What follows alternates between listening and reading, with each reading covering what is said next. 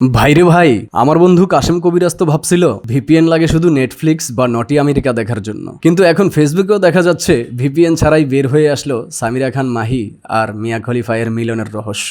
তাহলে কি আমার বন্ধু কাশেম কবিরাজের স্বপ্ন পূরণ হচ্ছে? ঢাকার মগবাজারে সামিরা খান মাহি একদিন শান্তিতে চশমা পরে ছবি তুললো, কিন্তু ভাই পাবলিক তো আর শান্তিতে থাকতে দেয় না। ভিপিএন কানেক্ট করেই ছবির সাথে মিয়া খলিফার ফটো ম্যাচ করলো, আর দুষ্ট দর্শক তো কমেন্টে বন্যা তুলে দিয়েছে, বলতেছে নটি আমেরিকা ব্যাপস।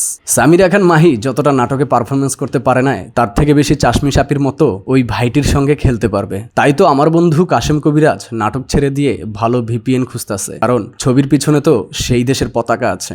অন্যদিকে তো লিজেন্ড পাবলিক চাশমি সাপির ছবি আর সামিরা খান মাহির ছবি একসাথে দিয়ে বলতাছে সামিরা খলিফা মাহি, এবং রেজাল্ট 99% মিল, মানে গুগল ট্রান্সলেটের থেকেও বেশি পারফেক্ট। তারপর শুরু হইলো আসল মজার কাহিনী। লোকজন ভিপিএন দিয়ে কানাডার সার্ভার ঘুরলো, ইউএসএ সার্ভার ঘুরলো, সবার রেজাল্ট একটাই, মাহি সমান সমান মিয়া খলিফা বাংলাদেশি এডিশন। ভাইরে, এ যেন রাশিফল নয়, এ একেবারে ভিপিএন ফল। এদিকে নেয়ামত তো আমারে কইলো মিয়া খলিফা নাকি টুইটারে লুকাইয়া লিখছে বাংলাদেশে আমার ডুপ্লিকেট আছে, সাবধান থাকো। আমি তো অবসরে যাইতেছি, তাই তাকে আমার কাজে লাগাইয়া দিব। অবশ্য টুইটারে ঢুকতে গিয়েও আমাদের দেশের পাবলিককে আবার ভিপিএন লাগলো। মানে মাহি আর মিয়া এর কানেকশন শুধু চশমায় না, কানেকশনটা ভিপিএন দিয়াও। তাহলে এখন থেকে যদি আপনার বান্ধবী চশমা পরে সেলফি তোলে, সাবধান, কারণ পরের দিন হেডলাইন উঠতে পারে কমলাপুরে মিয়া খলিফা ধরা পড়লো ভিপিএন সার্ভারে। তো ভাই, আসলেই প্রমাণ হয়ে গেছে ভিপিএন শুধু ব্লগ সাইট খোলার জন্য না, সুন্দরীর রহস্য খোলার জন্য লাগে। ভিডিওটি ভালো লাগলে লাইক দেন, শেয়ার দেন, আর কমেন্টে লিখবেন